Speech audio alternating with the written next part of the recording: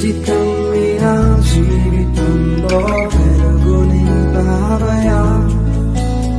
వ్యర్థముగా ఉన్న జీవితానికి అర్థం చూపావయా. ఈ సమయంలో దేవుని యొక్క సన్నిధిలో ఉన్నటువంటి మనందరము దేవుని మాటలు విందాం. కుడి వచ్చిన అందరికీ ప్రభునామములు శుభాలు వందనములు తెలియజేయుచున్నాను.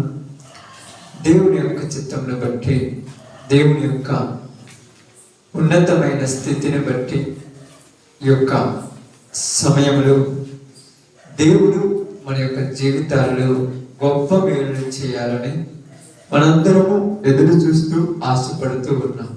అయితే ఈ సమయంలో నిజముగా చెప్పాలంటే, ఒక రకంగా చెప్పాలంటే, ఈ యొక్క మాసంలో యావత్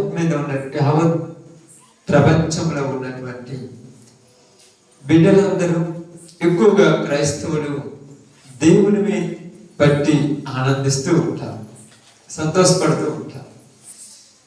వాళ్ళు సంతోషపడుతున్నప్పుడు, వాళ్ళు ఆనందపడుతున్నప్పుడు ఆనందపడద్దు అని చెప్పడం కరెక్ట్ ఏమి కాదు.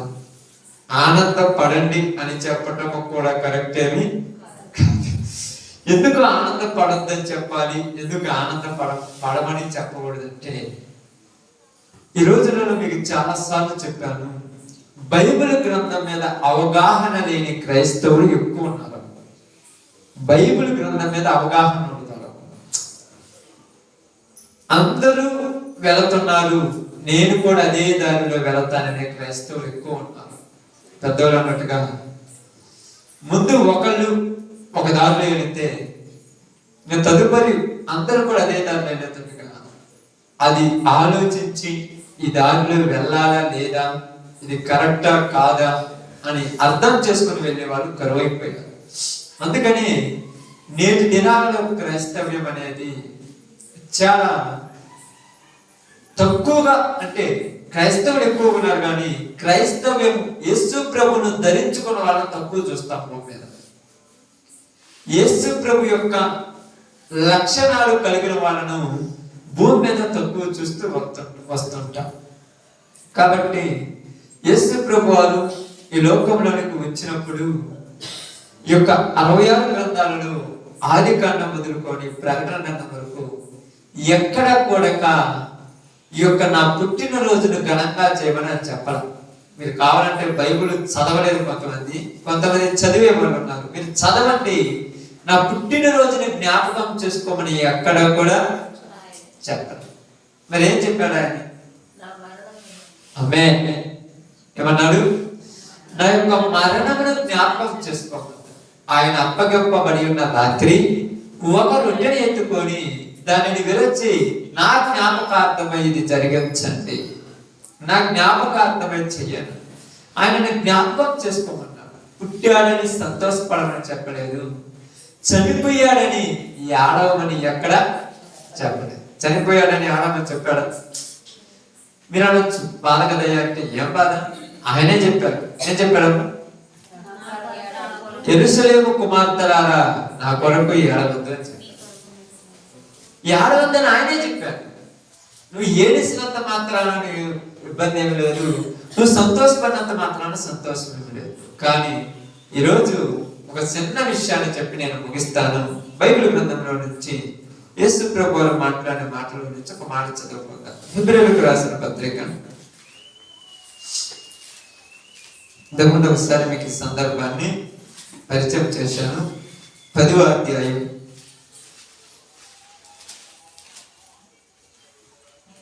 10వ అధ్యాయము హెబ్రీయులకు రాసిన పత్రిక 10వ అధ్యాయము 7వ వచనాన్ని జాగ్రత్తగా చదువుకుందాం. అప్పుడు నేను గ్రంథపు చుట్టలో నన్ను గూర్చి రాయబడిన ప్రకారము దేవా నీ చిత్తము నెరవేర్చుటకు ఇదిగో నేను వచ్చి ఉన్నాను అంటే. ఇక్కడ మాట్లాడుతున్న మాట చాలా విలువైన మాట. ఏమని మాట్లాడుతున్నారంటే, గ్రంథపు చుట్టలో నన్ను గూర్చి రాయబడిన ప్రకారం. ఎవరి గురించి? యేసు ప్రభు వారి గురించి. ఇది మీరు బాగా అర్థం చేసుకోవాలి. ఎవరి గురించి రాసిన దాని ప్రకారం? యేసు ప్రభు వారి గురించి రాయబడిన ప్రకారము ఏమంటున్నాడు? రాయబడిన ప్రకారం. ఏదైతే రాయబడిందో దాని ప్రకారమే నేను నీ చిత్తము నెరవేర్చడానికి భూమి మీదకి వచ్చి ఉన్నాను. దేనికోసం వచ్చాడు యేసు ప్రభు వారు అంటే, గ్రంథపు చుట్టలో ఆయన గురించి రాయబడి ఉన్నదంట. ఏమని రాయబడింది? ఏమి రాయబడి ఉంటుంది గ్రంథపు చుట్టలో ఆయన గురించి అంటే? మనం ఇక్కడ ఆలోచించవలసింది, గమనించవలసింది ఒక విషయం. ఎందుకంటే ప్రియ సహోదరి సహోదరులారా, మీరందరూ కూడా ఒక బైబిల్ గ్రంథాన్ని చదివేటప్పుడు శ్రద్ధగా ఆలోచించి చాలా జాగ్రత్తగా అర్థం చేసుకోవడానికి ప్రయాసపడదాం. బాగా గమనించి ఆలోచిస్తే ఇదే మాటను కీర్తనకారుడు ముందే తెలియజేశాడు. 40వ అధ్యాయము, కీర్తన గ్రంథము 40వ అధ్యాయము 6వ వచనంలో నుంచి జాగ్రత్తగా చదువుదాం. బలులనైనను నైవేద్యములనైనను నీవు కోరుటలేదు, నీవు నాకు చెవులు నిర్మించి ఉన్నావు. దహన బలులనైనను పాప పరిహారార్థ బలులనైనను నీవు తెమ్మనలేదు. అప్పుడు పుస్తకపు చుట్టలో నన్ను గూర్చి రాయబడిన ప్రకారము నేను వచ్చి ఉన్నాను. దేవుడు ఈయనకు అన్ని నిర్మాణం చేసిన తర్వాత ఆయన రావడానికి గల కారణం ఏంటంటే, పుస్తకపు చుట్టలో ఆయన గురించి రాయబడింది. ఎవరి గురించి అంటే, ఇక్కడ యేసు ప్రభు వారి గురించి మాట్లాడుతున్నారు. ఇదే సందర్భాన్ని మళ్ళా చూద్దాం. ఇదే విషయం మాట్లాడిన మాట మీకు చెప్తాను. కీర్తనకారుడు రాసినటువంటి 139వ కీర్తన, 139వ కీర్తన బాగా వినాలి. 139వ కీర్తన 16వ వచనం అనుకుంటా, మనందరికీ తెలిసిన వచనం. నేను పిండమునై ఉండగా నీ కన్నులు నన్ను చూచెను.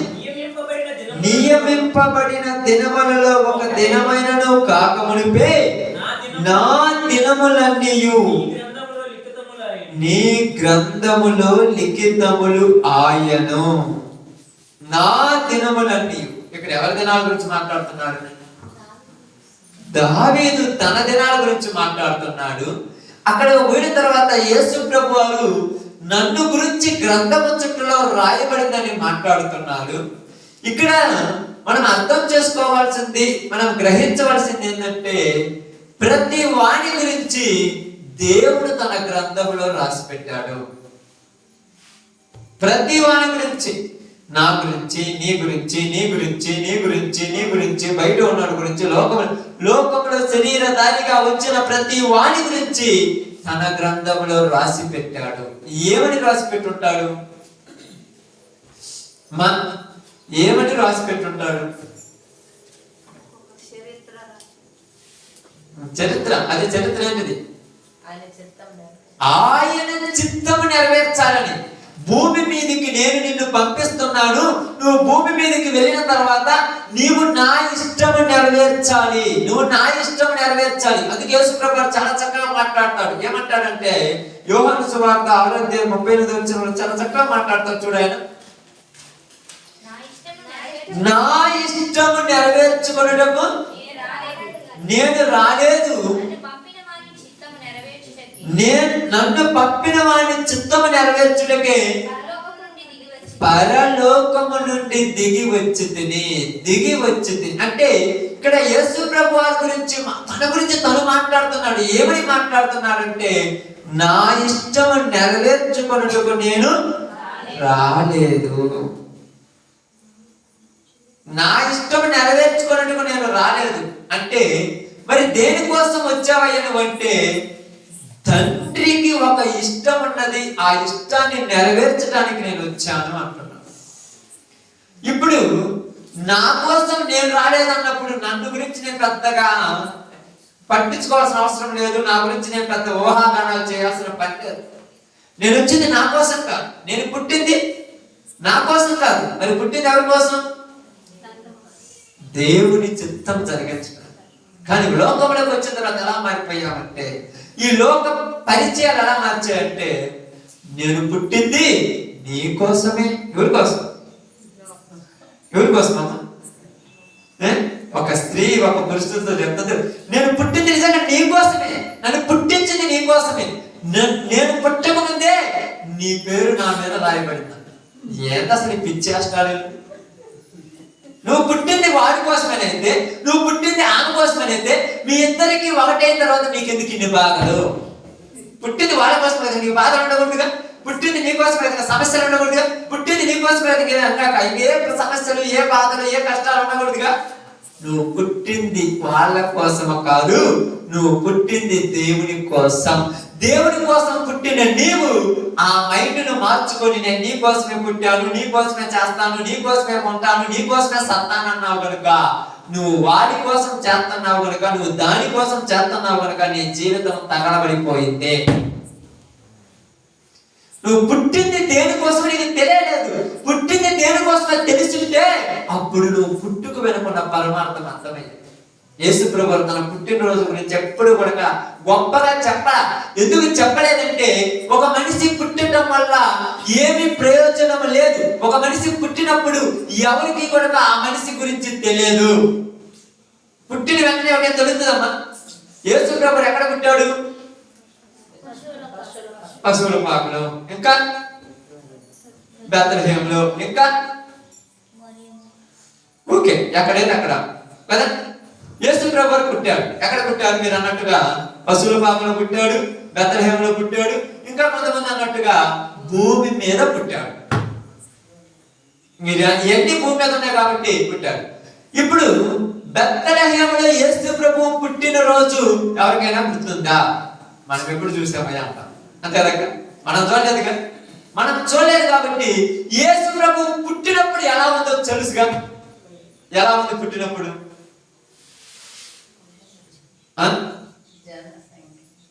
పుట్టినప్పుడు ఎలా ఉంది? సరి అమ్మే. ఇంకా పుట్టినప్పుడు ఎలా ఉంది? సందర్భం మనకు అర్థం కావాలి. మీ అందరికీ తెలిసిందే కదమ్మా. ఈ యొక్క ఇప్పటికి నాకు తెలిసి ఒక్కొక్కరు నమ్ముకున్న తర్వాత ఎన్నిసార్లు చేస్తుంటారు కష్టం. ఒక్కసారి ఎన్నిసార్లు పుట్టినప్పుడు ఎలా ఉందని చెప్పాను. పుట్టినప్పుడు యేసు ప్రభు పుట్టినప్పుడు ఇప్పుడు అప్పుడప్పుడు అంటారు, నేను పుట్టినప్పుడు అంట మా ఇంట్లో నీళ్లు లేవంట, మా అమ్మకు పోలేదంట, మా నాన్నంట పనికి ఆ దేశానికి వెళ్ళాడంట, నేను పుట్టినప్పుడు అంట ఒక్కరు కూడా నవ్వులేదంట, అందరూ ఏడుతున్నారంట. అంతే కదా. యేసు ప్రభు పుట్టినప్పుడు ఎలా ఉన్నది ఆ సందర్భంలో? అక్కడ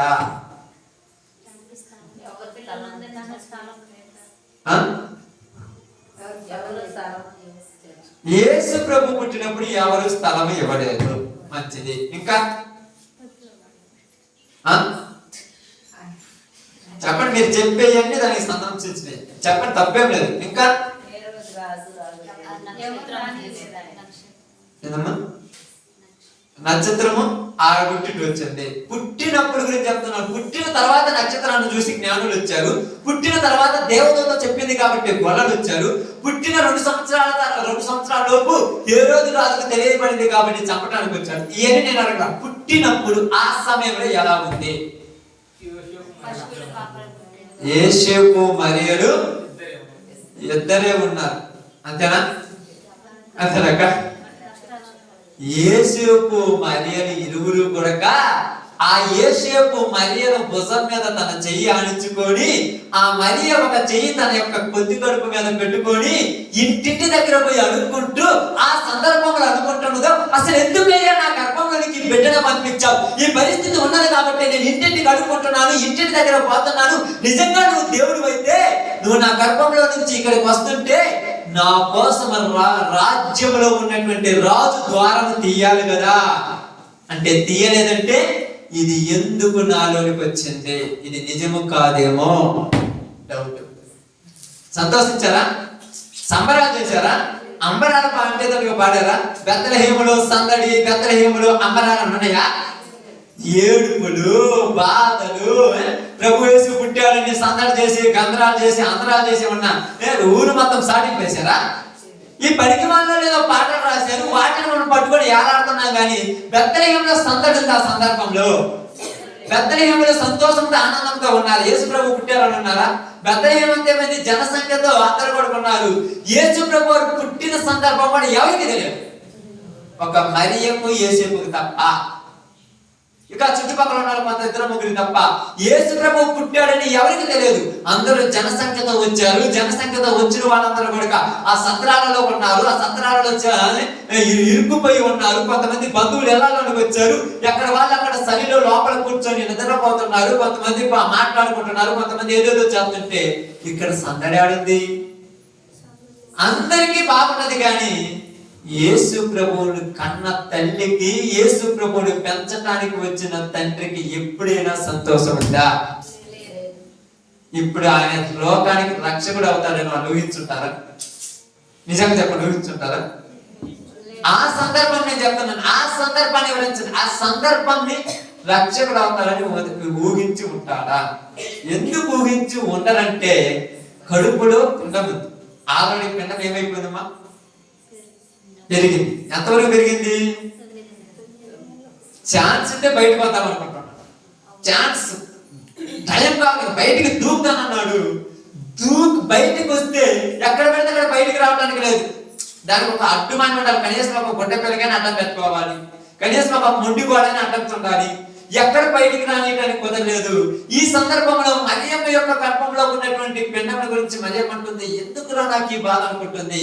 పక్కన ఉన్నటువంటి యేసేపు అనుకుంటున్నాడు, ప్రభువా నువ్వే ఉంటుంటే, నీవే నీ కుమారుడిని లోకానికి పంపిస్తున్నానని చెప్పావు కదా, నీ కుమారుడిని డెలివరీ కావటానికి ఈ యొక్క తల్లికి కనీసం శారద స్థలమే రాకపోయినట్టు నువ్వేమి దేవుడివి.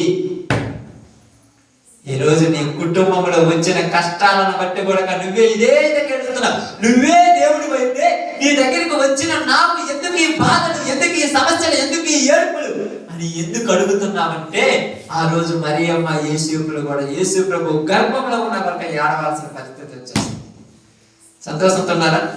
అందరూ కలిసికొచ్చి లైటింగ్ వేసేసి, కేకులు కట్టేసి, అది చేయాలి ఇది చేయాలని చూడండి, డ్రమ్ములు వాయించి, మేళాలు వాయించి ఆ ఊరు మొత్తానికి భోజనాలు ఏమైనా పెట్టారా?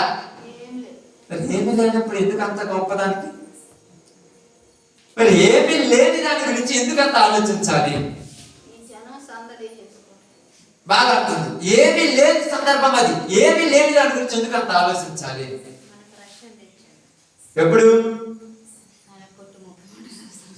3.5 సంవత్సరం తర్వాత చనిపోయి తిరిగి లేచిన తర్వాత నువ్వు నమ్మావు. అదే పుట్టినప్పుడు నమ్మావా?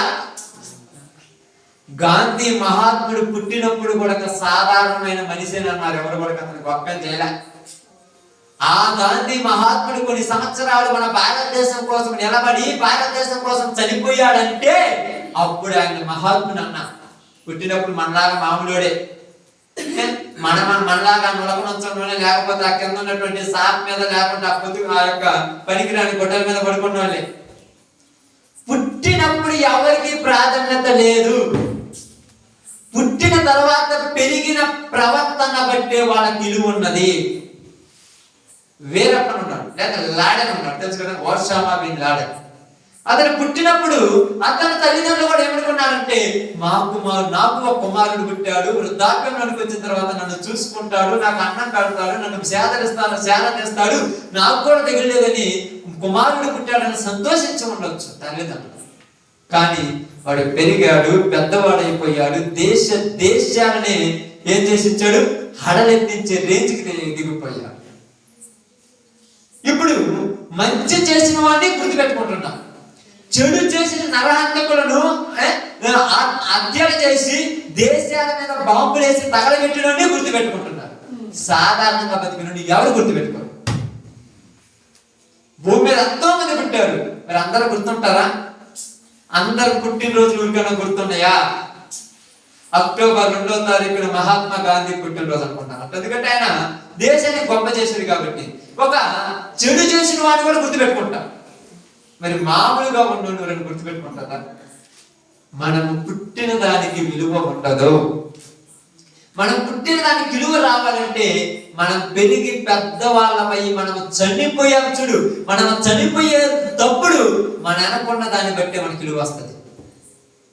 మనం చనిపోయిన తర్వాత అప్పుడు మన గురించి పుట్టమలో పేజీలు రాస్తారు. ఇలాంటి గొప్ప వ్యక్తి, ఇలాంటి గొప్ప వ్యక్తి, ఇలాంటి గొప్ప వ్యక్తి ఎంతో మందికి మేలు చేశాడు, ఎంతో మందిని ఆదరించాడు, ఎంతో మందిని బాగు చేశాడు, ఎన్నో ఇబ్బందులు వచ్చినా కూడా తట్టుకొని నిలబడగలిగాడు, ఎన్నో కష్టాల నుంచి బయటకు వచ్చి మార్గాన్ని చూపించాడని చనిపోయిన తర్వాత వాడి గురించి చెప్పుకుంటారు.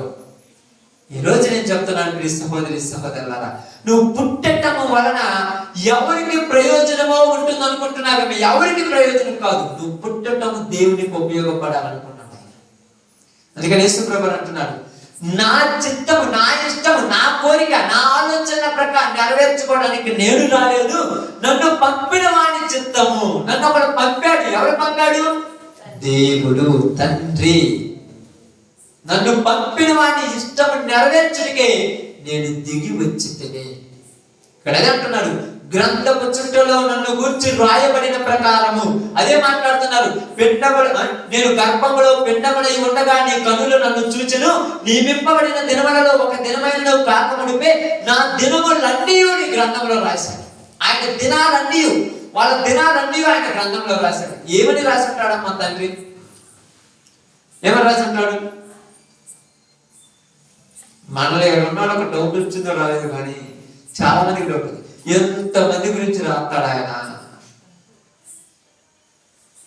ఎంతమంది గురించి రాస్తాడు? ఎట్లా రాస్తాడు చెప్పండి?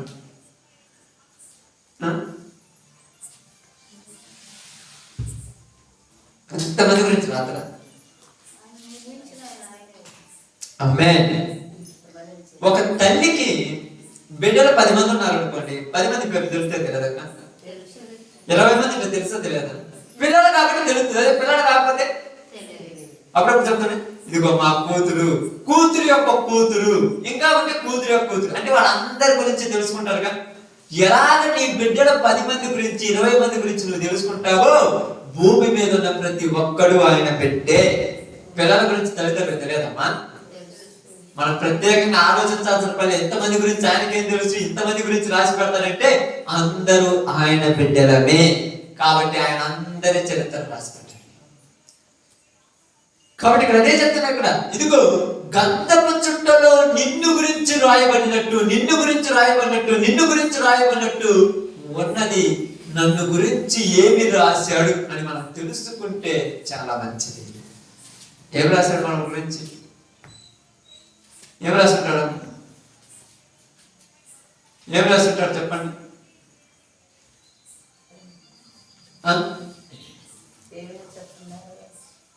దేవుని చిత్తము నెరవేర్చి అపవాది క్రియలు నెరవేర్చకూడదని రాసి పెట్టున్నారా? ఇంకేమైనా ఆలోచించండి. ఇప్పుడు మీరు ఎంత ఆలోచిస్తున్నారు, నేను అంతే ఆలోచిస్తున్నాను, 100 సార్లు చెప్తాను. నేనేం ప్రత్యేకంగా ఏం లేను.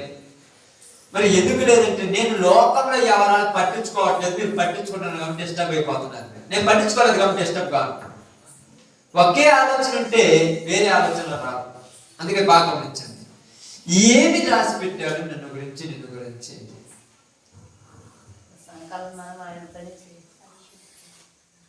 బైబిల్ గ్రంథంలో ఎఫెసీయులకు రాసిన పత్రిక, ఎఫెసీయులకు రాసిన పత్రిక 2వ అధ్యాయం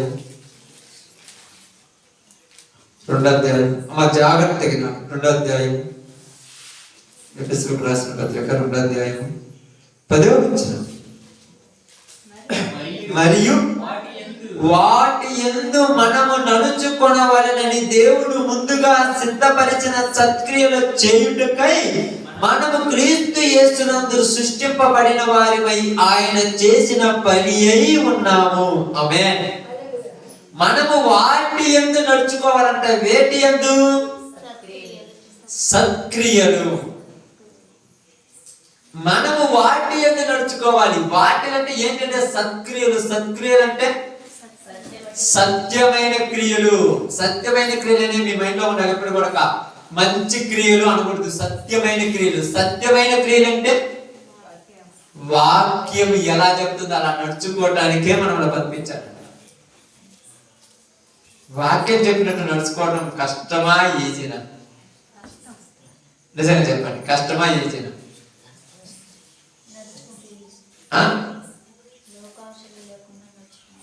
అమ్మే నడుచుకుంటే ఈజీ, అంతే కదా. మీకు అందరికి అర్థం కావట్లేదు చెప్తాను. సర్కార్ చూసారు ఎవరన్నా? మన అనుకుంటారు, మన ఊళ్ళో చేశారు 3 రోజుల క్రితం. ఎవరైనా చూసారా? చూసినప్పుడు సర్కస్ లో అక్కడ ఒక గుంజ, ఇక్కడ ఒక గుంజ బాదుతారు, పెద్ద స్తంభాలు బాదుతారు. మధ్యలో ఒక 7 రావులు ఒక తాడు పెడతారు. మధ్యలో 7 ఉంటుంది, అది అంతే, పెద్దగా ఉంటుంది. ఆ తాడు అక్కడిక్కడ గట్టి ఆ తాడు మీద ఒక మనిషి నడుస్తాడు. అది నడవటం ఈజీనా కష్టమా? నడవగలిగిన వాళ్ళకు ఈజీ, నడవలేని వాళ్ళకు కష్టం. ఎందుకు నడవగలిగిన వాళ్ళకి ఈజీ, నడవలేని వాళ్ళకి కష్టం? వాళ్ళు కూడా మనలాంటి మనుషులే కదా. ఎప్పుడైనా ఆలోచించారా? పట్టుదల, వాళ్ళు దాని మీద దృష్టి పెట్టారు, ఇంకా అలవాటు పడ్డారు, అంతేనా? వాళ్ళు నడుస్తా పడి లేచి ఏదో బాగుందంత. వాళ్ళు ఏమి చేశారంటే బాగా గమనించండి, పుట్టిన వెంటనే వాళ్ళు పెరిగి పెద్దవాళ్ళు అయిన వెంటనే తాడు మీద నడవడం రోజు అలా ప్రాక్టీస్ చేశారు. ప్రతిరోజు ఉదయం లేచింది మొదలుకొని సాయంకాలం దాకా దాని మీద నడవడం ప్రాక్టీస్ చేశారు. ఎంత ఎత్తులో పట్టుకొని నడవాల వాళ్ళు, అంత ఎత్తులో, ఒక భూమికి అడుగెత్తులో పట్టుకొని గట్టిగా కట్టుకొని నడవటం ప్రారంభించారు. అడుగెత్తులో నడిచిన వాళ్ళు ఇప్పుడు 10 అడుగులు ఎత్తు, 5 అడుగులు ఎత్తులో కొట్టుకున్నారు, నడవటం ప్రారంభించారు. 5 అడుగుల నుంచి 10 అడుగులు ఎత్తుకుపోయారు, నడవటం ప్రారంభించారు. 10 నుంచి 17 అడుగులు ఎత్తుకుపోయారు, నడవటం ప్రారంభించారు. అంటే ఎందుకు చెప్తున్నానంటే ఇక్కడ బాగా గమనించండి, ఆ నడవాలని ఎవరికి రాసిలేదు. మనం నడవాలా? మనకు అవసరమా? ఎవరికైనా అవసరం? మనం నడవాల్సిన అవసరం ఉంది. కానీ నడవాలని వాళ్ళకు మాత్రమే ఉంది. ఎందుకుంది? వాళ్ళ వృత్తి, అంతేనా? అమ్మే, ఎందుక వాళ్ళకి అదే జీవము. అది చేసుకుంటేనే వాళ్ళకి జీవనం వస్తుంది, లేకపోతే రాదు. ఆ జీవనం కోసం 10 మందిని మెప్పించాలి. 10 మంది కంటే మేము గొప్పగా ఉన్నాము, మీరు చేయలేని మేము చేస్తున్నామని నిరూపించడానికి వాళ్ళు రోజు ప్రాక్టీస్ చేస్తారు. అది జీవనం, అది జీవనం. ఏంటంట? జీవనం. అది ఉదయం, అది సాయంకాలం ఆ యొక్క తాడు మీద వాళ్ళు నడుస్తున్నప్పుడు మనందరికి హృదయాలు కరుక్కుపోయి, అయ్యో పాపం వాళ్ళు పట్టుకోటి కోసం ఇది అంతా చేసేదని 10 రూపాయలు, 20 రూపాయలు, 100 రూపాయలు, 500 ఇచ్చి మీరు చెయ్యొద్దమ్మా, మీరు వెళ్ళిపోమంటారు. మనం చెయ్యొద్దన్నా వాళ్ళు ఆగుతారా? ఎందుకు ఆగరు? చెప్పండి, ఎందుకు ఆగరు? ఇక్కడ కూర్చున్న మన, అంటే ఇక్కడ ఉన్న మనందరికీ భయపడి పడతారేమని వాళ్ళకున్న భయం. అందువల్ల అర్థమవుతాక ఎందుకు ఆగరంటే మనం భయపడుతున్నాం. అమ్మో ఏమన్నా ఉద్యమం వద్దులే, మాకు కింద పడితే ఏమన్నా ఉద్యమం అని మనం భయపడతాం. వాళ్ళు మాత్రం అసలు భయపడరు. వాళ్ళు ఏమంటారంటే అయ్యా మీరు వద్దన్నా వరకు నేను చేయాలి కదా అని చేస్తుంటారు. మనందరికి టెన్షన్. వాళ్ళకి టెన్షన్ ఉంటుందా? అస్సలు టెన్షన్ లేదు. డోలో పోతారు, టెక్నిక్ పోతారు. ఎంత పిల్లలు పెడతారు, ఉరుకుతుంటారు, పరుగులు తింటుంటారు. ఎందుకు చేస్తారంటే మనం అంటాము వాళ్ళు ప్రాక్టీస్ చేశారు. వాళ్ళ ప్రాక్టీస్ చేసి కోతిని నడిపిస్తారు, కుక్కను నడిపిస్తారు, అవసరమైతే ఏనుగురు కూడా నడిపిస్తారు. ఎందుకు చెప్తున్నానంటే బాగా అర్థం చేసుకోండి. ఆ తాడు మీద నడవటం అనేది మనకు చేత కాలేదు, వాళ్ళకి చేతంది. వాళ్ళు మనుషులు చేతందంటే వాళ్ళు ప్రాక్టీస్ చేపించి కోతిని నడిపిస్తున్నారు, కుక్కను నడిపిస్తున్నారు, ఏనుగురు నడిపిస్తున్నారంటే ప్రాక్టీస్ చేస్తే ఏదైనా. అదే విధముగా ఈ సత్క్రియ చేయటం మన వల్ల కాదు. మనం ఎవరిని కూడా చేస్తామని ఎప్పుడు అనుకోలేదు, మన వల్ల కాదు. కానీ రోజు ప్రాక్టీస్ చేయాలి సత్క్రియ చేయడానికి. అబద్ధం ఆడకుండా ఉండాలని ప్రాక్టీస్ చేయాలి. ఉండాలనుకున్నా ఇంటికి పోయా ఆడుతుంటే ఏం ఉపయోగం ఉంది? ఒకరోజు గట్టిగా నిలబడి చూడ ఆడకూడదని, అది ప్రాక్టీస్ అంటే. ఇప్పుడు ఏం చేస్తారా? ఇప్పుడు తాడు కడతారు కదా, అక్కడ అడుగెత్తులో తాడు కడతారు, అంత ఎత్తున కడతారు. ఇప్పుడు తాడు కట్టినప్పుడు నడుస్తూ ఉంటారు. ఎన్నిసార్లు పడుతుంటారు వాళ్ళు? మనము చూసినప్పుడు బల్యా అప్పుడు ఎన్నిసార్లు పడుతుంటారు రోజు? అలాగనే క్రైస్తవ జీవితంలో ప్రారంభంలో పడుతుంటావు, లేస్తుంటావు, పడిపోతుంటావు, లేస్తుంటావు. పడ్డానని ఆగిపోయావా, ఇక లేయలేవు. పడ్డానని ఆగిపోకూడదు, మరలా లేచి దాని మీద నడవాలి. మరలా లేచి దాని మీద నడవాలి. చాలా మంది అనుకుంటాం, ఇది ఉదాహరణకు ఈ సిస్టర్ గారు కానీ, సహోదరుడు కానీ, నేను కానీ ప్రార్థన చేస్తున్నాను, వాక్యం వింటున్నాను, ప్రార్థన ఉంటున్నాను, పాట పాడుతున్నాను. ఏదో చిన్న తప్పు చేస్తే నన్ను త్రోసివేయడం చేయాల్సింది. నేను కూడా అయ్యో నేను తప్పు చేశాను, నేను ప్రార్థనకు రాకూడదు, నేను అనవసరంగా వెతుకుతున్నాను అనుకోకూడదు. ఈ రోజు చేశాను, రేపు చేయకూడదని ప్రాక్టీస్ చేయాలి. ఈ రోజు చేశాను, రేపు చేయకూడదు, ఎల్లుండి చేయకూడదు, ఆటలన్నీ చేయకూడదు అని ప్రాక్టీస్ చేయాలి. ఈ ప్రాక్టీస్ ఎప్పుడు వస్తుందంటే అన్నిటికీ అలవాటు పడితే రాదు, అన్నిటినీ ఓర్చుకుంటే వస్తది. ఆమేన్. అలవాటు పడితే కాదు, ఓర్చుకోవాలి, ఓపిక. అందుకేమన్నాడు, ఓర్పు చేత వాళ్ళు ఏం చేశారంట, రాజ్యాలను జయించారు. ఓపికతో రాజ్యాన్ని, ఓపిక ఉండాలి. క్రైస్తవుడికి ఉన్నదేంటి, ఓపిక. అంతము వరకు సహించిన వాడే, అంతవరకు సహించాలి. సహనము, మన సహనాన్ని ఎవరు పరీక్ష పెడతాడు? ఆమేన్. ఎవరమ్మా? దేవుడు పరీక్ష పెడతాడు. దెయ్యాలు పెట్టావు, దెయ్యాలు మనకెందుకు పరీక్ష పెడతాయి? వాడికి అవసరం లేదు. దెయ్యాలు ఏం చేస్తాయి? దెయ్యాలు ఏం చేస్తాయి? దేవుడు పరీక్ష పెడతాడు, దెయ్యం ఛాలెంజ్ చేస్తాడు. పరీక్షకి ఛాలెంజ్ కి తేడా ఉంటుంది. ఛాలెంజ్ అంటే ఏంటిది? ఛాలెంజ్ అంటే కదా పంతం. పంతం కూడా కాదు, ఛాలెంజ్ అంటే రెచ్చగొడతాడు దెయ్యం. రెచ్చగొడతాడు. ఏం కొడతాడు తెలుసా? నీ చేతనైతే నా కళ్ళు రాని చూద్దామని దెయ్యం ఇది. నీ చేతనైతే నా యొక్క చట్టాలు పట్టింది మానిపించి పెట్టి చూద్దామని దెయ్యం రెచ్చగొట్టుద్ది. అప్పుడప్పుడు పెద్ద నడుచుడు తోక దొక్కి అడగలేదు. ఆ దెయ్యం దాని పనే అది, దాని పనేది దెయ్యం. ఎప్పుడు కూడా మనం బాగా ఉన్న ప్రతిసారి మనం రెచ్చగొడుతూనే ఉంటాడు, రెచ్చగొడుతుంటాడు. ఎలా రెచ్చగొడుతుంటాడంటే నిప్పు లేకుండా పొగరాదన్నట్టుగా నిన్ను మాత్రం ఏమండు కానీ నిన్ను రెచ్చగొట్టేస్తాడు. మన కోపమాపలేక, మనం శాతగాక నువ్వేది నాకు చెప్పేది ఒక్కసారి రెచ్చిపోతావు. కానీ దేవుడు రెచ్చగొట్టాడు. ఏం చేస్తాడు? ఏం పెడతాడు? పరీక్షలు పెడతాడు, పరీక్షలు పెడతాడు. దేవుడు పరీక్ష పెడతాడు. పరీక్షలు అంటే నాకు చెప్పాడు చూడండి, తాడి మీద నడవాలి, నడవాలి, నడవాలని ఆలోచన నీలో ఉంటే నడవగలవు. నిలబడాలని ఆలోచన నీలో ఉంటే నిలబడగలదు. ఈరోజు నిలబడాలని ఆలోచన ఎవరిలో లేదు. 2 రోజులు ఉంటాడు, 3 రోజు మరీ ఘోరంగా తయారైపోయారు. భూమి మీద పాపాలు ఆలోచన. అందుకన్నాడు సత్క్రియలు చేయుటకి. దేవుళ్ళలోనే ఉంటున్నారు, దేవుళ్ళలోనే నిలబడుతున్నారు, పాపాలు చేస్తున్నారని ఎవరిని చిన్న చూపు చూడద్దు. చూసావనుకో వాళ్ళకంటే నువ్వు డేంజర్. యేసు ప్రభు ఎవరిని చిన్న చూపు చూశాడమ్మా? మరి ఎవరిని చిన్న చూపు చూడలేదు. చూడండి, క్షమించమని వచ్చిన వాళ్ళని చిన్న చూపు చూడ. అహంకారులను ఎదిరించాడు, లెక్కలేని వాళ్ళకు బుద్ధి చెప్పాడు.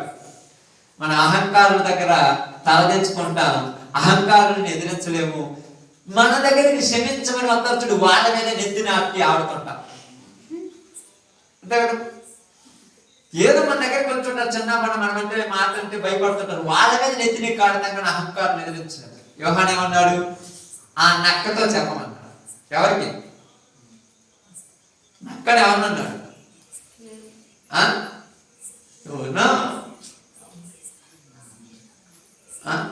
నక్క, జిత్తులు మారి నక్క.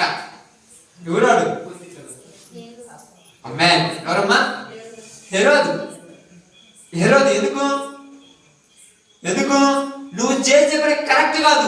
నువ్వు 10 మందికి న్యాయం తీరుస్తున్నావు, 10 మంది మీద పెద్దదారిగా ఉన్నావు. నువ్వే నీ తమ్ముడు భార్యతో పాపం చేస్తున్నావు, అది కరెక్ట్ కాదని చెప్పమన్నాడు. సరే, యేసు ప్రభువు చెప్పమన్నాడు. అని అక్కన్నాడు. హెరోదు ఎదిరించాడు.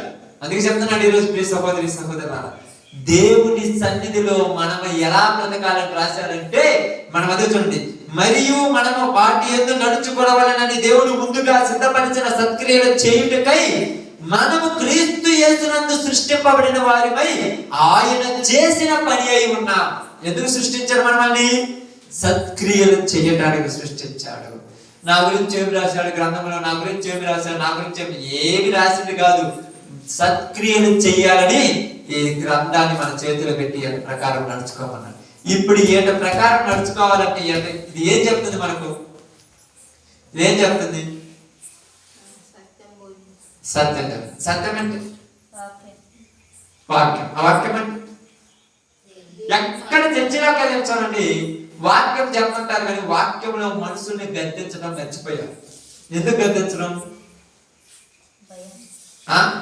భయం. ఎందుకు భయం? రేపొద్దు రాలేము. రాకపోతే ఉరికేమన్నాడు? ఏళ్ళ మీద పడి బతుకుతున్న ఏళ్ళకు వాళ్ళు రాకపోతే ఇబ్బంది ఏమో.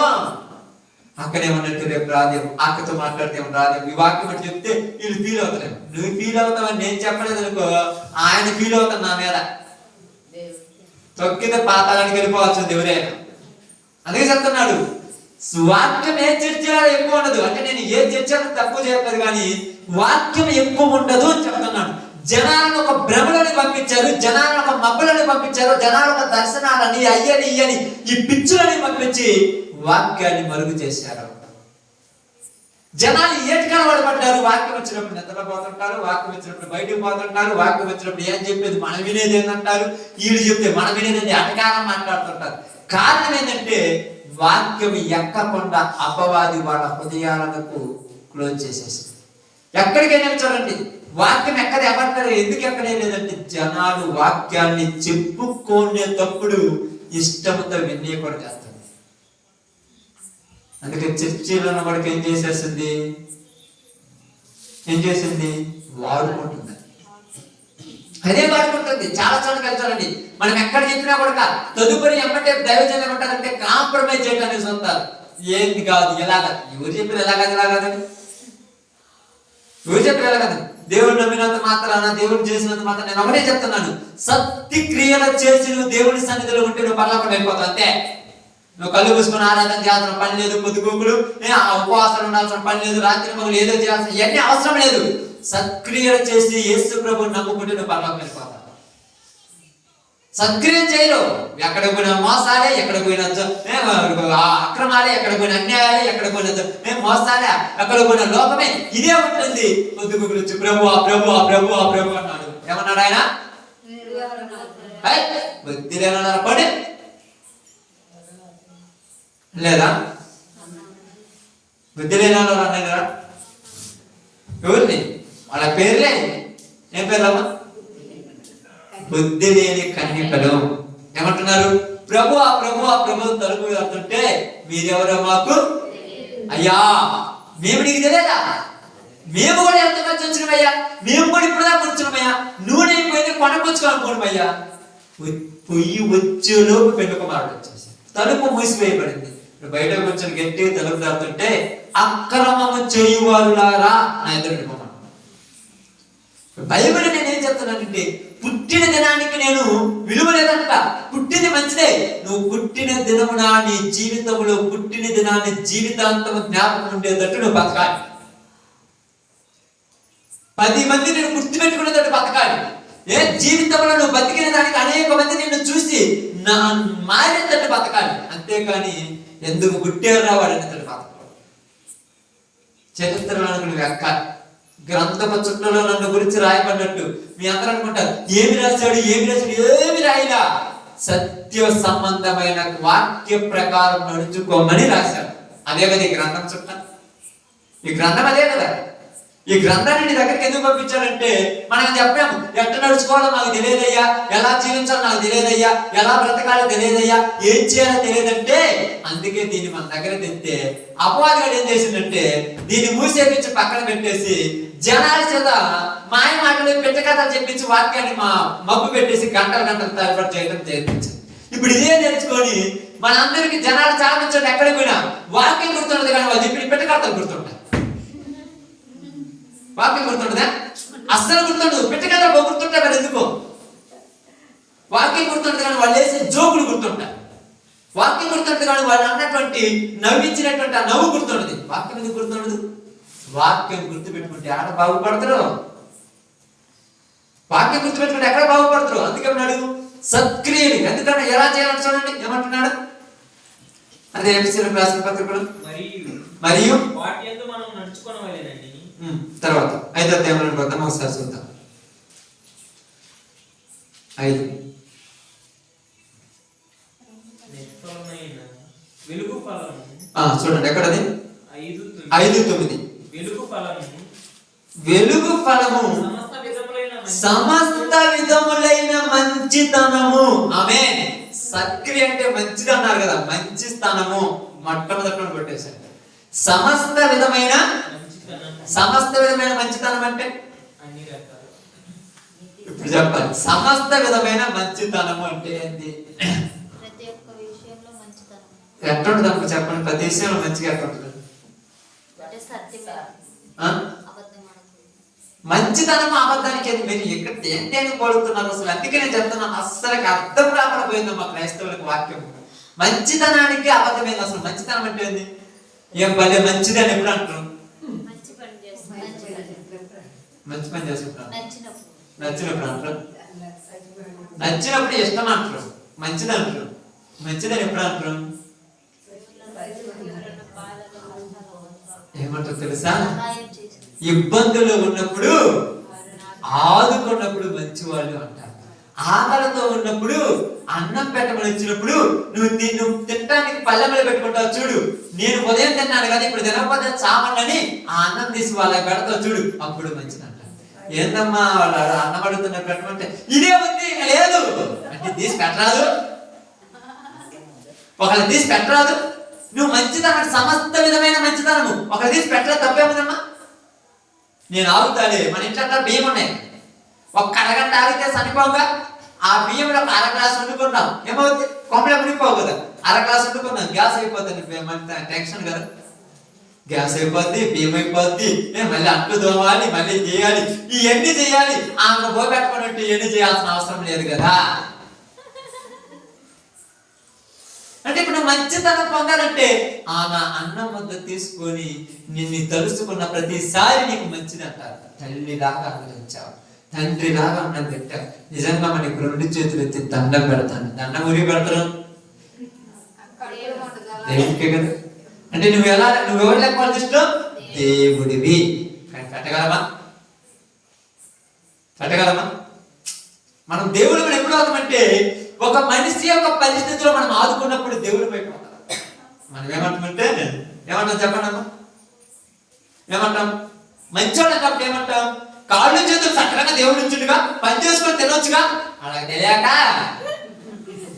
తెలియదమ్మా, మనకే బాగా తెలిసింది.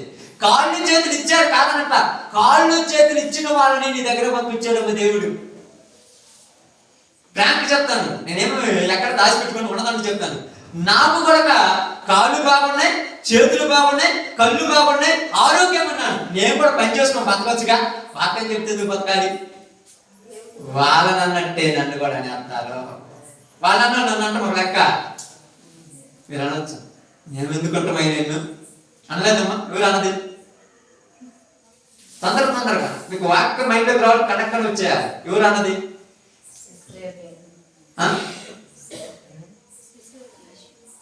అక్కడ చెప్పావు కదమ్మా, నువ్వు కూడా వాక్యం మాట చెప్పారు. ఎవరు అన్నది? ఈ ఎడం పక్కన అన్నారు, అయ్యా నువ్వెప్పుడు రోగిపై ఉన్నావు, నువ్వెప్పుడు వస్త్రాలు లేకున్నావు, నువ్వెప్పుడు ఆకలితో ఉన్నావు, నీకుంటే మేము ఇచ్చేవాళ్ళం కదా. అప్పుడేమన్నాడు? ఏళ్ళల్లో ఎవరికి చేసినా ఇప్పుడు వాళ్ళల్లో వీళ్ళు లేరా? అడుక్కోటానికి వచ్చిన వాళ్ళు వాళ్ళని దేవుడి సేవకు లేరా? వాళ్ళని లేరా? ఇప్పుడు వీళ్ళకు కాళ్ళు చేతులు లేకపోతే నువ్వు అన్నం పెడతావు, వాళ్ళకు నోరు లేకపోతే నువ్వు అన్నం పెడతావు, వాళ్ళకి కళ్ళు లేకపోతే నువ్వు అన్నం పెడతావు, లేకపోతే పెట్టావు. నీకోసం కళ్ళు లేని బట్టి ఆ దేవుడు చూడు. మనం ఎంత మంచోళ్ళం చూడు. ఇప్పుడు ఏమంటాం తెలుసా? నేను మంచోళ్ళమని మనం కూడా 10 మందిలో చెప్పుకుంటాం. మనం మంచోళ్ళమని మనంగా చెప్పాల్సింది దేవుడు. సమస్తమైన మంచితనం ఏంటంటే ఇదే. ఆకలితో ఉన్న వాళ్ళకి ఏ రోజైనా అన్నం పెట్టావా? ఆకలితో ఉన్నారంటే ఎవరు లేరు నీ దగ్గరికి ఎన్నిసార్లు పంపించుంటాడు దేవుడు. ఆ టైంలో నీకు టైం ఏం తెలుసా? అర్జెంటుగా ఏం చేస్తుంటాం? అర్జెంటుగా కసుపు కూడా ఉంటామా, లేకపోతే అర్జెంటుగా ఏదో పని చేస్తుంటాం. పెద్ద పనులేనా మనం చేసేది, కొంపలు పడి పని చేస్తుంటావు. వెంటనే అమ్మా అంటూ వచ్చారు. అమ్మా ఎంత బాగా ఉంటుంది తెలుసు. అమ్మా తల్లి మనం ఏమంటాం అంటే పక్కగా పోయి రామ్మా అంటాం.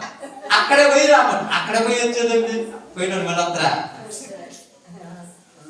ఎవరిని పోయి రమ్మంటున్నాం? ఆమేన్. ఎవరిని పోయి రమ్మంటున్నాం? యేసు ప్రభువారే నీ దగ్గరికి వచ్చాడంటే పోయి రమ్మంటావా? యేసు ప్రభులా వస్తే బాగుండు. అట్లా రావట్లేదు కదన్న. ఏమంటున్నాడు? అబ్రహాము ఎరుగకయే దేవదూతలకు పరిచారం చేసిన ఎరుగకే చేశాడంట. వాళ్ళ దగ్గరికి వచ్చిన వాళ్ళు ముగ్గురు కాళ్ళు చేతులు బాగున్నాడు అన్నుండే ఆ యొక్క ఆ చెట్టు కింద కూర్చొని, అయ్యా ఈ ఒక్క పూట కొద్దిగా ఆహారం పెడతాను తినిపోమన్నారు. వాళ్ళకేం పని నడిచి వెళ్ళిపోతున్నారు. అక్కడ ఆహారం పెట్టడం ఏంది? దేవుని పరిచర్య చేయించమని దేవుని ప్రేరేపించారు. ఎరుగకయే ఆతిథ్యం ఇచ్చిది. మనం ఎప్పుడైనా ఎరుగు ఆతిథ్యం ఇచ్చామా? అందుకని నేను చాలాసార్లు ఈ మధ్యకాలంలో నిర్ణయాలు తీసుకోవాలనుకుంటున్నాను. ప్రతి నెలలో ఒక వారము మీ కుటుంబాల్లోనికి దర్శనం అంటే కుటుంబాల గురించి ప్రార్థన చేయాలని నిర్ణయం తీసుకోవాలనుకుంటున్నాం. దేవుని సేవకులు మీ కుటుంబాలు అడుగులు పెడితే గానీ మీకు ఆశీర్వాదకరంగా ఉండాలని ఒక నిర్ణయం తీసుకోవాలని ఆలోచన వస్తుంది. ఎందుకంటే ఆ దేవుని సేవకులు మీ ఇళ్లలోకి వచ్చినప్పుడు మీరు కూడా దేవుని సేవకుల యొక్క పరిచర్య అలవాటు పడాలి. మీకు ఏదో వస్తున్నారు, వచ్చిన తర్వాత మీ బుద్ధి పడితే ఏదో దొంగతనంగా మొంగతనంగా ఆ మొట్ట ఈ మొట్ట వేసి చేసుకొస్తున్నారు, ఆ సంచులు వేస్తున్నారు, పోతున్నారు, ఏదో బాగుడి తెలియకుండా గొప్పల పైన తెస్తున్నారు, వెళ్తున్నారు, వెళ్ళిపోతున్నారు. కానీ ఇంటి దగ్గర పరిచర్య చేయడం అనేది మర్చిపోయింటారు. భయం కదా చేయాలి. చాలా మందికి భయం. అంటే ఎందుకంటే నేను చెప్తాను నిజమేది. నిజం చాలా ఇబ్బందికరంగా ఉంటుంది కానీ ఆ నిజమే బాగుంటుంది. పరిచర్య నేర్చుకోవాలి. అందుకంటే ఇక్కడ బాగా గమనించండి. దేవుని సేవకులైనా దేవుని బిడ్డలైనా మీ ఇళ్లలోకి వచ్చినప్పుడు మీకు ఆశీర్వాదం ఎందుకు అంటున్నానంటే దేవుని సేవకులనే రానిచ్చిన తర్వాత సంగతి కానీ పేదవాడు కుటుంబం దగ్గరకు వచ్చినప్పుడు వాడిని ఆదరించాలి. సమస్త విధమైన మంచితనం అంటే మొట్టమొదటి అన్నం పెట్టాము, రెండోది నీళ్ళు ఇస్తాం.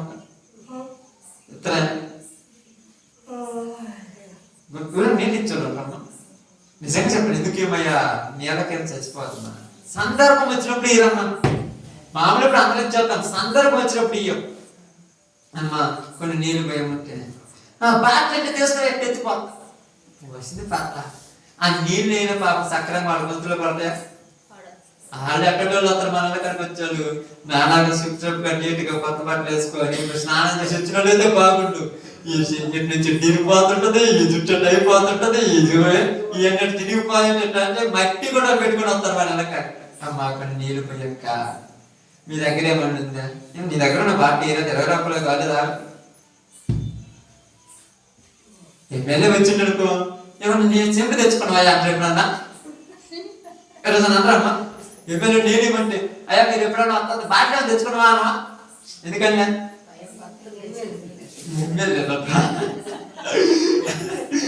బాధ్యత తెచ్చుకొని ఏం పోతానంటే బాగుంటుంది. అట్లా కొత్తగా ఇంట్లో లోపల ఎవరు ఓపెన్ చేయ అప్పుడు ఓపెన్ చేసుకొచ్చేసి తీసి కట్ట తీసి కొత్త బట్టలు అయ్యా మీ సార్ తర్వాత మేము చదువుతాం సార్. పాస్టర్ వచ్చినంతే కదా ఊరికి ఎప్పుడు పెట్టాలి పాస్టర్ గారు ముందు మీరే తినాలి. కానీ ఇలాంటి వాళ్ళు వచ్చినప్పుడు నేను మీరు తినే వాళ్ళకి ఏమని చెప్పట్లా, ఒకటి కొత్తది ఇచ్చి వాళ్ళకి చేయక చూద్దాం చేతలేదు. ఇలా చేస్తే అసలు ఇంట్లో ఉండదురా. అంత కష్టం తెలుసా?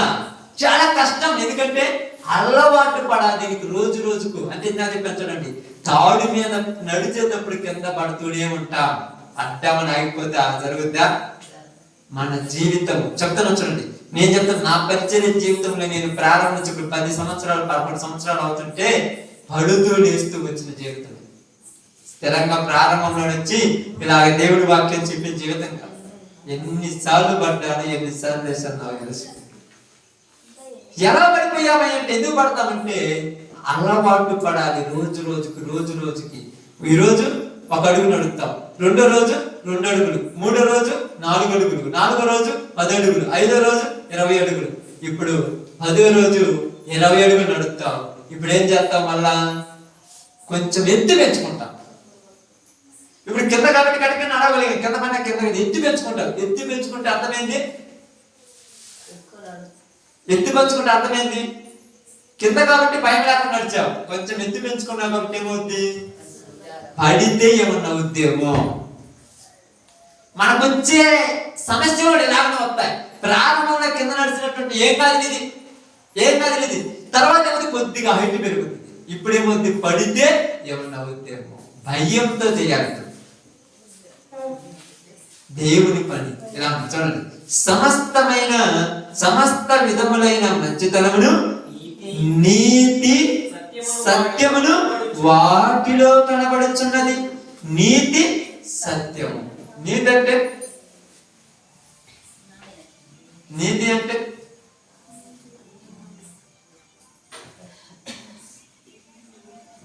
అందరికి నీతి.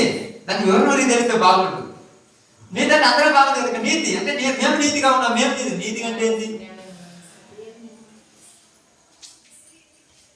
యోగ గ్రంథం 1వ అధ్యాయం అనుకుంటాం, చూద్దాం. అర్థం ఒక చిన్న విషయాన్ని చెప్తాను.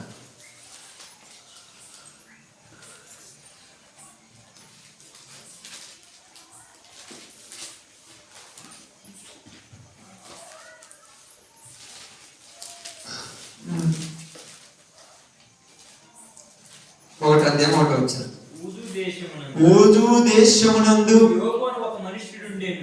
యోగు అను ఒక మనుష్యుడు ఉండెను. అతడు యథార్థ వర్తనును న్యాయవంతుడునై దేవుని యందు భయము భక్తి కలిగి చెడుతనమును విసర్జించువాడు. ఎవరైనా యోగు గురించి మనం ఏమంటాం? నీతిమంతుడు. ఇంకా నీతి అనే దానికి అర్థం ఏంటంటే, ఇంకా మీకు అర్థం పట్టాలని చెప్తాను. అబ్రహాము దేవుణ్ణి నమ్మెను, అది అతనికి. ఇప్పుడు అర్థమైందా నీతి అంటే? నీతి అంటే ఏంది?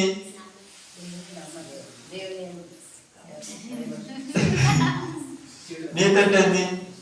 దేవుడిని నమ్మటం. మీరు చెప్పినట్టే కాదంట. దేవుడిని నమ్మటం అంటే ఏంది? చెడుతనం విసర్జించడం. చెడుతనం ఎందుకు విసర్జిస్తారు వీళ్ళు? అదే చెడుతనం ఎందుకు విసర్జిస్తాడు?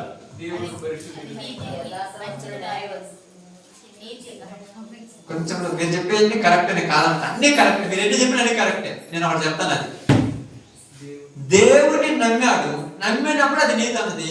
నీతి అన్నప్పుడు చెడుతనం ఎందుకు విసర్జించాడు? దేవుడి పరిశుద్ధుడు కనుక మనం పరిస్థితులు ఉండాలి కాబట్టి చెడుతనం విసర్జించాడా? అబ్రహాము దేవుని నమ్మాడు. ఏమని నమ్మాడంటే, ఇదిగో నేను చూపించు ఆ దేశంలోకి నువ్వు వెళ్ళుము, అక్కడ నేను ఏం చేస్తానన్నాడు? గొప్ప జనముగాను రాజులకు రాజుగాను గొప్పవాడిగా చేస్తానన్నాడు. అలాగే మన దేవుని నమ్మన్నాడు. మనం దేవుని నమ్మితే మనకేం చేస్తానన్నాడు? నిత్య జీవము, నిత్య సంతోషము, నిత్య ఆనందము ఇస్తానన్నాడు. అందుకేమన్నాడు? ఇక్కడ చెడుతనం ఎందుకు విసర్జిస్తున్నామంటే, చెడు చేస్తే ఏమవుతుందమ్మా? చెడు చేస్తే ఏమవుతుంది? నరకం వస్తుంది, పాపం వస్తుంది, నిత్య జీవనం. ఇవన్నీ అందరూ తెలుసా? చెడు చేస్తే ఏమవుతుంది? చెడు అంటే మీరు ఒకటి చెప్పండి. నేను చెప్తున్నా చూడండి. పాపం అనే దాన్ని వివరించకపోవడం వల్ల మనుషులు విచ్చలుడిగా పాపాలు చేస్తున్నారు. అందుకే పాపాన్ని ఉన్నట్టుగా చెబితే ఎవరు చేయరు. ఎక్కువ శాతం అది తెలియాలి. చెడు అంటే అర్థమైంది. వ్యభిచారం అనేది చెడు, అంతేనా? దొంగతనం అనేది చెడు, మందు తాగడం అనేది చెడు. ఇది ఎందుకు చేస్తారు? అమ్మే అంటే ఏమనుకుంటారు? వ్యభిచారం చేయడం వల్ల నేను సంతోషపడుతున్నాను, సంతోషం కోసం వ్యభిచారం చేస్తాను. మందు తాగడం వల్ల నేను సంతోషపడతాను, సంతోషం కోసం మందు తాగుతాను. దొంగతనం చేయడం వల్ల నాకు సంతోషం వస్తుంది, సంతోషం కోసం దొంగతనం చేస్తున్నాను. ఇందుకే చేస్తున్నారు కానీ అదేని ఆశని కాదు. దాన్ని చేస్తే సంతోషం అవుతుంది. మరి దేవుని నమ్మితే ఎందుకు విసర్జిస్తాడు? దేవుడు ఏమన్నాడు? ఇది క్షణికమైన సంతోషం, నేనిచ్చేది. కాబట్టి అబ్రహాము ఎందుకన్నాడంటే, క్షణికమైన ఈట మీద నమ్మకం ఉంచడం కంటే శాశ్వత కాలం ఉండే దాని మీద నమ్మకం ఉంచాలని దీన్ని విసర్జించాను. అది ఇక్కడ పాయింట్. మనం ఎందుకు విసర్జించలేకపోతున్నామంటే, చెడును ఇదే సంతోషం అని తృప్తి పడుతున్నాం. అక్కడ దాని మీద మనకు నమ్మకం లేదు. అర్థమైందా? అబ్రహాము దొంగతనం ఎందుకు చేస్తానంటే దేవుడు ఇస్తానంటే దేవుడు ఇస్తున్నా లేడు ఊరు చూసిందని తీసుకొచ్చుకొని మూట కట్టుకుంటాను లోపల. అక్కడ ఏమన్నాడు? ధాన్యాలతో నేను తృప్తిపరుస్తానన్నాడు. అక్కడ ధాన్యాలు పొదువు లేకుండా ఉంటాయి, రత్నరాశులు, వజ్ర వైడూర్యాలు. అక్కడ ప్రకటన గ్రంథం 20:19 చూసినప్పుడు అక్కడ ఎన్నో గొప్ప గొప్పవి ఉన్నాయి. అక్కడ ఏది దేవుడితో సమానం కాదు. కానీ ఇక్కడ మనకు డబ్బుతో దేవుడి సమానం కాదు. అందుకే విసర్జించలేకపోతున్నాను అంటున్నాను, విసర్జించలేకపోతున్నాను. భయము భక్తి ఉండాలంటే దేవుణ్ణి వదిలిపెడితే రేపు దేవుడు నాకు పరలోకం ఇయ్యడనే భయం. అది భయం అంటే. మనమేమనుకుంటున్నామంటే చెడు చేశాడు అందుకు పోలేదు. నువ్వు చేస్తావు, నేను అసలు చెడు చేస్తున్నా, అసలు నాకు చెడమంటే తెలుసు, నేను ఎప్పుడు చెడు చేశానా? చెడు చేయడని చేయలేదట్లా. చెడుని వివరించడం పాస్టర్ చేత కాలేదు కాబట్టి చెడు చేస్తున్నాను. వివరించాలి చెడు. వ్యభిచారం దావీదు ఎందుకు చేశాడంటే వ్యభిచారం చేయడం వల్ల దావీదుకి ఏమొచ్చింది? సంతోషం. బాగా గమనించి ఆలోచించండి. ఏం చేశాడు దావీదు? కళ్ళతో చూశాడు. అర్థమవుతుందమ్మా? కళ్ళతో చూశాడు, మనసులో ఆశించాడు, శరీరంతో చేశాడు.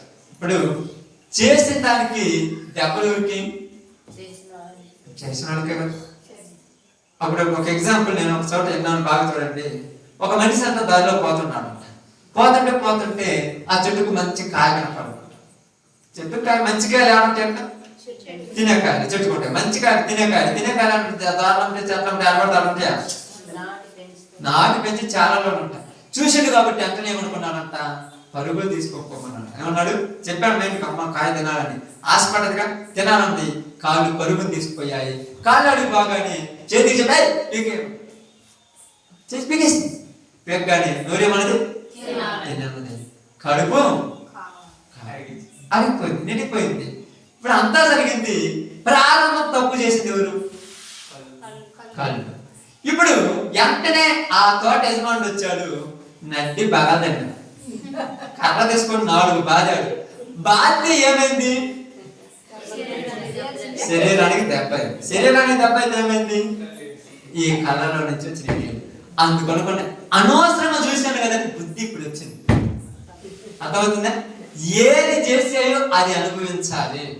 కాబట్టి ఇక్కడ అదే చెప్తున్నాను, చెడుతనం విసర్జించడం అంటే ఎందుకు విసర్జించట్లేదంటే ఈరోజు చెడ్డ దాని మీద కోరికలు చావాలా క్రైస్తవులకు అంటే మనుషులకి కోరికలు చావలేదు. శరీరంతో పాపం చేస్తే ఏదో ఆనందం అనుకుంటున్నాడు. ఇబ్బందులో ఉన్నాడు, ఇబ్బందుల నుంచి కష్టాల నుంచి బయటికి రావాలంటే మందు తాగితే అన్ని మర్చిపోయి పడుకుంటాను అంటున్నాడు. ఎంత దేవుడు పడుకోగలను? ఎంతవరకు పడుకోగలరు? మళ్ళీ కష్టాలు ఏమన్నా ఉండవా? మళ్ళీ ఆ దెబ్బలు ఏమన్నా గుర్తురావా? అందుకని దేవుడు ఏమన్నాడు, నువ్వు నాయనంటే నీకు ఏ బాధలో ఉన్నాడు. మరి ఆయన ఎందుకు ఉండడానికి ఇష్టపడతాడా? ఆయన ఎందుంటే ఎప్పుడు బాధ ఉండదు. మరి ఉండాలంటే నమ్మాలి. అందుకే అన్నాడు నీతి అంటే దేవుని నమ్మటమే నీతి. ఈరోజు ఎందుకు అందరు నీతిగా లేకుండా ఉన్నారంటే నమ్మట్లా దేవుడు. ఏమంటారు తెలుసా? అప్పుడప్పుడు మీరు కూడా అంటుంటారు కదా, చాలా మంది అంటారు, నువ్వు ఇంట్లో కూర్చొని అనుకుంటే దేవుడు నా ఆకాశం నుంచి దిగొచ్చి పోగలరా? నమ్మకం లేదు, పెట్టరు. కాబట్టి నువ్వు దేవుడిని పట్టించుకోవడం లేదు. రెండోది ఏమిటి? సత్యము వాటిలో కనపడుతున్నది కనుక ప్రభుకేది ప్రీతకరమైనదో దానిని పరీక్షించుచు వెలుగు సంబంధుల వలె నడుచుకొనుడి. నిష్ఫలమైన అంధకార క్రియలు పాడివారై ఉండక వాటిని ఖండించుడి. ఖండించండి. ఎందుకు నాకు చేయకూడదని తీర్మానం తీసుకున్నాడు జాతర ఖచ్చితంగా చెప్తున్నాడు, చేస్తాడు. మీరు అడగచ్చు ఎందుకు చేస్తున్నాడు? చేస్తాం. ఎందుకంటే తీర్మానం తీసుకున్నాం, తీసి కదా నిలబడతాం. నోట్లో మాట కదా అనేస్తాం అనమ్మా, నోట్లో మాట కదా వచ్చేస్తుంది, పౌరుషంతో రోసాలతో వచ్చేస్తాయి. రేపు రావచ్చు చూడు, రేపు దాకా సాయంత్రం అయిపోతుంది మన బతుకు. అంతే కదా. తీర్మానం తీసుకో, మాట చెప్పడం కాదు. అందుకని నేను ఫస్ట్ లో పాడపడ్డాను, మాట ఇచ్చి తిని మరలా తప్పి తిని దయతో నన్ను మాట ఎత్తున్నాము, తప్పిపోతున్నాము, దేవుడికి క్షమిస్తున్నాడు. కానీ దేవుడు ఎందుకు క్షమిస్తున్నాడంటే అలవాటు పడతామేమో అని. నేర్చుకోవాలి మంచి చేయటం. నేర్చుకోవడం కుదిరితే మీకు తెలిసిందే లేదు. ఒక మనిషిని పట్టండి, ఒకరోజు కొడితే దెబ్బ ఏడుస్తాడు, రెండో రోజు కొడితే ఏడుస్తాడు, మూడో రోజు కొడితే అలవాటు పడిపోవాలి. అట్లాగనే మనము కూడా నీతిని చేయటం అలవాటు పడిపోవాలి. అయ్యా ఎంతమంది అనుకుంటే నీకెందుకు, నువ్వు నీతిగా బతికితే ఎంతమంది అనుకుంటే నీకెందుకు, నువ్వు దేవుని నమ్మితే దేవుడి మీద ఆధారపడితే.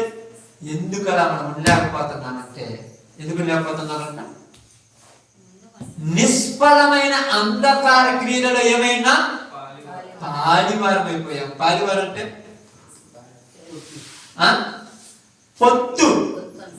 పొత్తు లేకుండా కుదరదు, పొత్తు ఖచ్చితంగా ఉండాల్సిందే. అంతే కదమ్మా. ఏమి లేదు పాపము, గట్టిగా ఎండొద్దే, గట్టిగా ఎండ తెలుసు కదా, 40-45 డిగ్రీలు ఎండొద్ది, కళ్ళు తిరిగి పడిపోతాను. ఎలా కూడా లోకం మీద ఆశపడుతుంటే,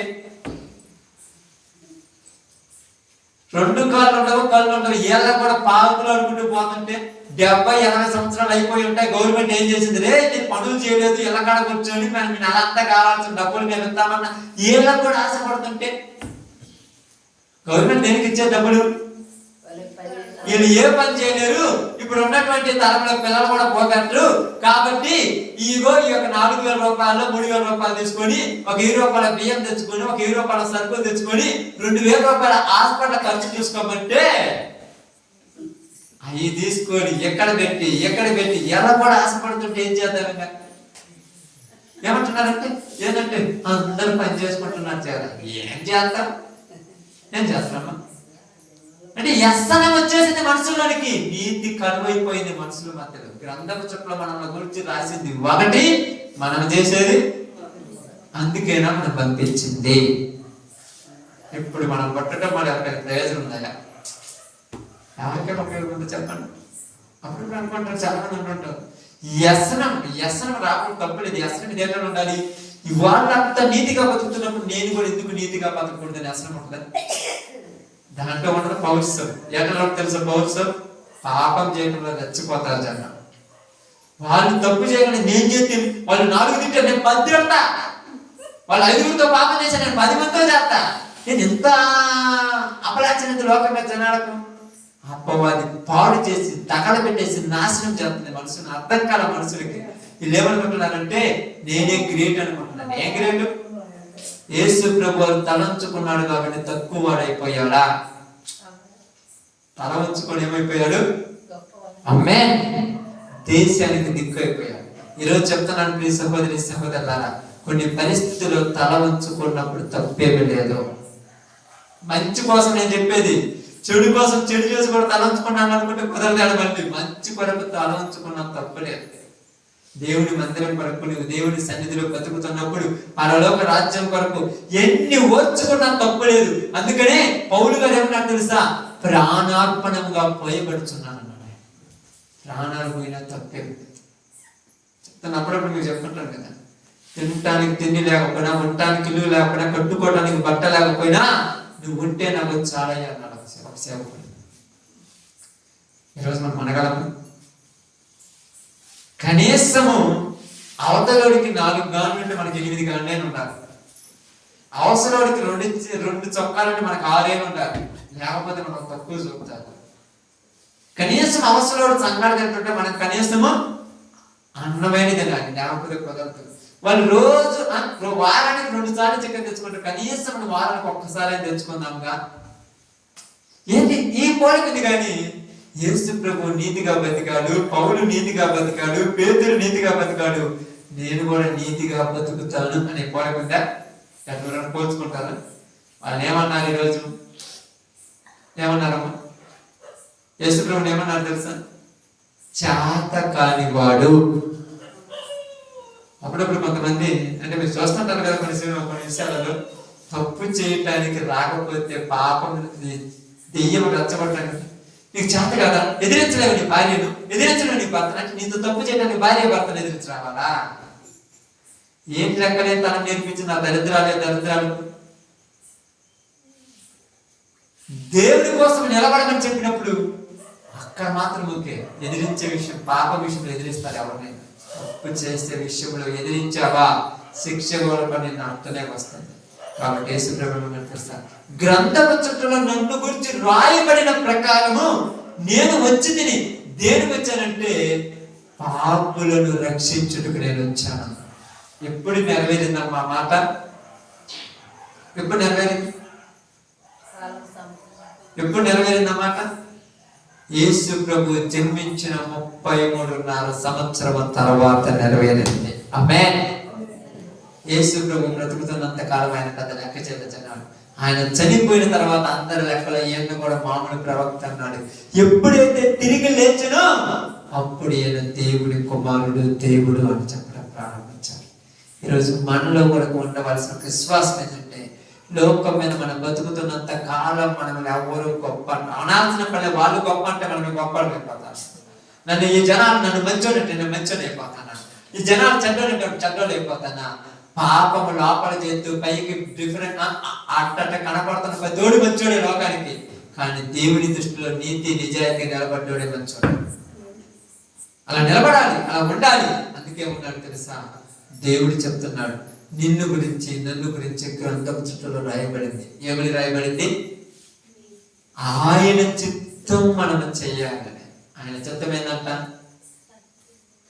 ఆయన చిత్తం ఏంటంట? మన బిడ్డను సత్క్రియ చేయడానికే, మన బతికిన సత్క్రియ. ఆయన చిత్తం ఉంటుంది. ఓకే, మంచిది ఇస్తారు.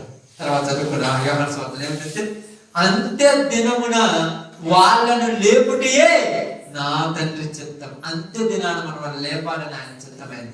అలాగే మన మీద దేవుడి చిత్తం ఏమో తెలుసా? అంత్య దినములు అంటే దేవుడు మరలా వచ్చినప్పుడు మనం సువార్త ప్రకటించి కొంతమందినైనా లేపగలమా? నేను చెబితే ఇంట్లో వాళ్ళు లేదు, బయట వాళ్ళు లేదు కదా. ఇక్కడ ఇంట్లో బయట ఏం లేదు, అందరూ మన దృష్టిలో ఒకటే. ఏంటి ఇలా ఉందంటే బైబిల్ చెప్పింది కదా, పురుషుడు లేదు, స్త్రీ లేదు, సొంత లేదు, మామూలు అందరూ సహోదరి సహోదరులమే. ఇక్కడ ఎవరిని మార్చిన కూడా ఆత్మలు మన సంబంధమైనవి. కాబట్టి అందుకే మీ అందరికీ తెలియచేయచ్చున్నాను. మధ్యకాలంలో ఎక్కడికి వెళ్ళి సువార్త చెప్పొచ్చినా కూడా మనం చెప్పిన మాట డిఫరెంట్ ఉంటుంది అంతే. ఎందుకంటే మనం మనసులు మగ్గబెట్టుకోం, మనసులు కొండుతున్నట్టు మొక్కలు చెప్పేస్తాం.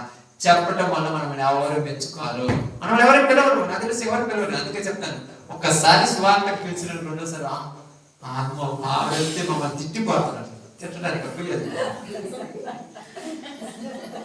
ఏదంటే చెప్తాను, ఏం తిడతామా? బుద్ధి లేదు, పాపం చేసేవాడు కదా తిట్టడమా. పాపం చేసేవాడు బుద్ధి లేదు బైబిల్ చెప్తుంది కదా. ఏమంటుంది? బుద్ధి లేని వాళ్ళు అన్నది. బైబిల్ చెప్పిన వాడు మనం చెబితే వాళ్ళ పాపం. నటకాపని నేను చెప్పాలి, దేవుడు మిమ్మల్ని ఏం చేసినా దీవిస్తాడు, మిమ్మల్ని ఎంత పెట్టినా దీవిస్తాడు, మీకు ఆశీర్వాదాలు వస్తాయి. కొన్న లోకంలో అందరి డబ్బులు మీ ఇంట్లోకి రావాలి, అందరూ నాశనం అయిపోయి మీరే బాగుండాలి, నీ జీవితే బాగుంటుంది. దేవుడు నిన్ను ప్రేమించాడు కనుక, దేవుని మనస్సు నీలో ఉంది కనుక, దేవుడి లాగా నువ్వు కూడా లోకాన్ని ప్రేమించాలి. ఈరోజు మనం ఉన్న కోరిక ఆలోచన. కాబట్టి మనందరికీ నేను తెలియజేసే ఒక చిన్న మాట ఏంటంటే, నువ్వు బ్రతికిన బ్రతుకు వల్ల, నీవు జీవితంలో నువ్వు చేసిన పనుల వల్ల నిన్ను గురించి రేపు చరిత్ర చెప్పబడిందంటే బతకాలి. అలా బతకడం కష్టం అనుకుంటున్నాము. గాంధీ మహాత్ముడే ప్రత్యేకంగా పుట్టలేదు, యేసు ప్రభు అని ఆయన పుట్టాడు, కానీ పౌలు గారి ప్రత్యేకంగా పుట్టలేదు, పేతురేం ప్రత్యేకంగా పుట్టలేదు. ముందున్న చరిత్రకారులు అందరూ ప్రత్యేకంగా పుట్టిన వాళ్ళు కాదు, వాళ్ళందరూ మనలాగానే పుట్టారు. వాళ్ళు లోకాన్ని విసర్జించారు, దేవునితో హత్తుకొని బతికారు. అందుకనే మనందరికీ దేవునితో ఉన్నప్పుడు కష్టాలు ఎక్కువ అయిపోతాయి. మనకి తెలిసేది, దేవునితో ఉన్నప్పుడు కష్టాలు ఎక్కువ అవుతాయి. లోకంతో ఉన్నప్పుడు నేను ఎవరు డిస్టర్బ్ చేయలేదు. మన అంతం చేతగాక అపవాది గాడు మన ఇంట్లో మన చుట్టుపక్కల వాళ్ళ మీద అటాక్ చేస్తూనే ఉంటాడు. నువ్వు మాత్రం కదిరాడు. ఎక్కడుందో బైబిల్లో ఉందా అంటే లేదు. ఎక్కడుంది? యోబు గారే మనకు ఏం చేసిందంట? కొడుకులు చచ్చిపోయారు, కూతురు చచ్చిపోయారు, ఆస్తి చచ్చిపోయింది, అంతస్తులు పోయింది, ఉన్న ఇల్లు పోయింది, కట్టుకున్న భార్య పోయింది, ఒక్కడి శరీరంలో రోగం పెట్టుకున్నట్టు కూర్చున్నారు. ఇప్పుడు మనం అట్లా కూర్చుంటే నిజంగా దేవుడు ఉన్నాడు అంటమా? అంటమా? నువ్వు ఉంటే నిజంగా ప్రభు నన్ను పాడు చేసిన వాళ్ళు అందరూ నాశనం అయిపోవాలంట. ఆయన అక్కడ ఏమన్నాడు? అలా అనద్దు అన్నాడు. శిశువుతో చెప్పాడు కదా అనొద్దని. కాబట్టి ఈరోజు మనందరికీ చిన్న మాట చెప్పింది ఏంటంటే, పుట్టింది దేవుని చిత్తం జరగటానికే, కానీ పుట్టిన మనం ఏదో పండగ చేసుకుని, పప్పన్న చేసుకుని, కొత్త బట్టలు చేసుకుని, అంగామని హైబులు చేసుకుని, అవి చేసుకుని, ఇది చేసుకుని, చికెన్ మటన్ తినేసి ఏదో అయిపోయింది, మళ్ళీ వచ్చే సంవత్సరం ఓపెన్ చేద్దాంలే చర్చ అన్నట్టు కాదు. అంతే కదా, అవును కదా. అలానే ఉంటారు కదా చాలా మంది. మనమైతే దేవుడు దయచేసి చాలా మంది తిట్టుకుంటున్నారు, ఎంతమంది అనుకుంటున్నారు శనివారం ఆదివారం బుధవారం తీరిక లేకుండా తెచ్చి తీసి వాక్యం చేస్తున్నాం. కానీ కొన్ని చోట్ల భయపడతారు, ఏమన్నా అంటారు జనాలని. ఎన్నిసార్లు గొడవలకు వచ్చారు మనకి చెప్తుంటే మనం తప్పు చేస్తున్నామా భయపడ్డారు అంటారు. మీకేం పొద్దుపోకలేదా, పొద్దుపోకలేదు తాగిన నడిచాను దాకా బాగా చేస్తుంటే మేము ఇప్పుడు నడిచినవా మంచి మాటలు చదువుతుంటే కదా ఒక ఇబ్బంది కనుక. నువ్వు వ్యభిచారం కోసం రోడ్ల మీద కుక్కలాగా పందిలాగా తిరుగుతుంటావా నాన్నమ్మ, మంచి మాట చదువుతుంటారు కదా ఇబ్బంది కనుక. అందుకే బైబిల్ చెప్తుంది తప్పు చేయనంత వరకు ఎవరికి భయపడాల్సిన పని లేదు. మనం తప్పు చేస్తేనే తలంచుకుంటాను, తప్పు చేయలేదు కాబట్టి ఎవరికి భయపడాల్సిన అవసరం. ఎందుకంటే నా ప్రభువు కూడా అన్నాడు, నాలో పాపం ఉందని మీరు ఎవరైనా నిరూపించండి అన్నాడు. తప్పు చేయాల, మనం ఎందుకు భయపడాలి? అవసరమే లేదు. బతకగలం, దేవుడిచ్చిన ఆయుష్ ఉన్నది. ఆయన చెప్పినట్టుగా బతికి ఆయన రాజ్యం కోసం నిలబడగలం. ఏదో ఇదే లోకము ఇదే ప్రపంచం ఇది లేకపోతే బతకపిచ్చి వదిలిపెట్టుకోవాలి. అందరిని వదిలిపెట్టుకోము, ప్రతి వాడిని వదిలిపెట్టిపోతాం. తమ్ముడు అక్కడ వదిలిపెడతాడు, అన్న చెల్లెని వదిలిపెడతాడు, భార్య భర్తను వదిలిపెడతాడు, తల్లిదండ్రులు పిల్లలు అందరూ వదిలిపెట్టిపోయాలనే. అప్పుడు అనుకుంటాం అన్నవసరం నన్ను అన్యాయం చేసుకుపోయాము, అన్యాయం కూడా చేసిన నువ్వేమో ఆశలు పెట్టుకుని పాడు చేసుకున్నావు, అన్యాయం చేస్తున్నా తెలిసి కూడా చేస్తారు కదా. కాబట్టి పుట్టింది ఆయన చిత్తం నెరవేర్చడానికి. ఆయన చిత్తం ఏంటంటే చెడు పనులు చేయకుండా మంచి పనులు చేసి ఆయన ఇష్టానుసారంగా నడుచుకోవాలి. ఆ మంచి పనులే వాక్యం ప్రకారం నడుచుకోవడానికి దేవుడు మనం పుట్టించింది. ఆమేన్. అందరూ కూడా